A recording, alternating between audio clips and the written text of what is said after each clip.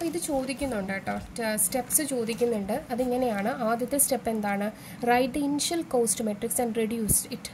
ആദ്യത്തെ initial തുടക്കത്തിലുള്ള cost matrix കണ്ടുപിടിക്കണം. അതായത് നമുക്ക് തന്നിരിക്കുന്ന മെട്രിക്സിൽ നിന്നും നമ്മൾ എന്ത് ചെയ്തു, റോയിനെയും കോളത്തിനെയും റെഡ്യൂസ് ചെയ്തിട്ട് നമ്മൾ ഫസ്റ്റ് ഒരു കോസ്റ്റ് കണ്ടുപിടിച്ചു. അതായത് സി, നേരത്തെ പ്രോബ്ലത്തിലാണെങ്കിൽ സി ആദ്യമേ 25 കണ്ടുപിടിച്ചു ഫസ്റ്റ് നോഡിൽ.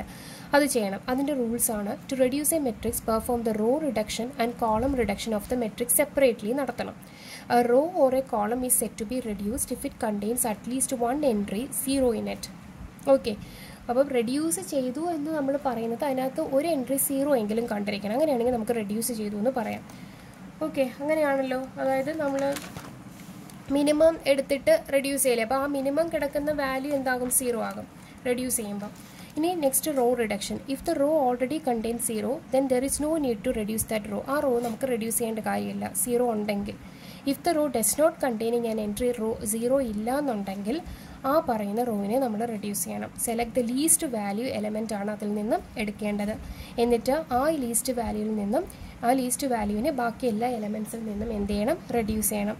This will create an entry 0 in that. അങ്ങനെയാണ് ആ എൻട്രിയിൽ എന്ത് ചെയ്യുന്നത്? ഒരു 0 അവിടെ ക്രിയേറ്റ് ആവുന്നത്. അതുപോലെ തന്നെ column reduction. If the column already contains an entry 0 then there is no need to reduce. ആ കോളത്തിനകത്ത് 0 ഓൾറെഡി ഉണ്ടെങ്കിൽ അത് റെഡ്യൂസ് ചെയ്യേണ്ട. കോളത്തിനകത്ത് 0 ഇല്ല എങ്കിൽ ആ കോളത്തിൽ നിന്നുള്ള മിനിമം വാല്യൂവിനെ നമ്മൾ കണ്ടുപിടിച്ചിട്ട് ആ മിനിമം വാല്യൂ വെച്ചിട്ട് ആ ഓരോ കോളത്തിനെയും റെഡ്യൂസ് ചെയ്യണം. അപ്പോൾ നമുക്ക് എന്ത് ചെയ്യും? ഒരു 0 കണ്ടെയ്ൻ ചെയ്യുന്ന ഒരു എൻട്രി നമുക്ക് കിട്ടും. ഇനി സ്റ്റെപ്പ് 2 എന്ന് പറഞ്ഞ് ഇത്രയും ചെയ്ത് കഴിഞ്ഞാൽ എന്ത് ചെയ്യണം? Calculate the cost of the initial matrix. തുടക്കത്തിലുള്ള മെട്രിക്സിൻ്റെ കാൽക്കുലേഷൻ കണ്ടുപിടിക്കണം. എന്താണ്?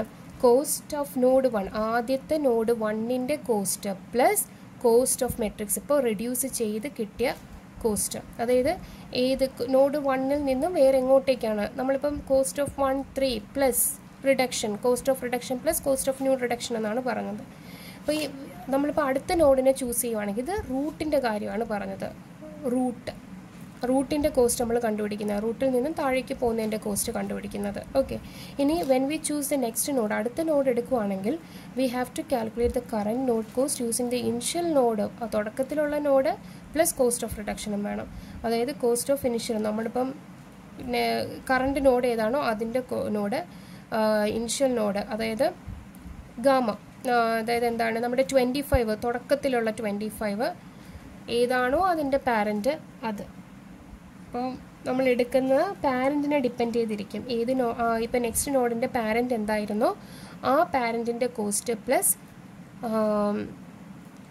കോസ്റ്റ് ഓഫ് ആ പാത്തിൻ്റെ കോസ്റ്റ് പ്ലസ് പുതിയ മെട്രിക്സിൻ്റെ കോസ്റ്റ്. ഇങ്ങനെയാണ് നമ്മുടെ സ്റ്റെപ്സ് പോകുന്നത്. ഇത് നന്നായിട്ട് തറവായിട്ട് പഠിക്കുക. അതുപോലെ തന്നെ അനാലിസിസ് എങ്ങനെയാണ്? TSP പ്രോബ്ലം എന്ന് പറയുന്നത് വേസ്റ്റ് കേസ് ടൈം കോംപ്ലക്സിറ്റിയാണ്. നമ്മൾ എക്സ്പോണൻഷ്യൽ ടൈം നമ്മളിനി അങ്ങോട്ട് പഠിക്കും PN/NP പ്രോബ്ലംസ്. അവിടെ ഞാൻ എക്സാമ്പിളായിട്ട് എടുക്കുന്നത് 2n ആണ്. പക്ഷേ ശരിക്കുള്ള കോംപ്ലക്സിറ്റി എന്ന് പറയുന്നത് n², big of n², 2n ആണ്. ഓക്കെ, ഇത് എക്സ്പോണൻഷ്യൽ ടൈമിലേക്ക് പോകുന്നൊരു പ്രോബ്ലമാണ്. ഓക്കെ, സോ ഇത് നന്നായിട്ട് പഠിച്ചേക്കാം. Thank you.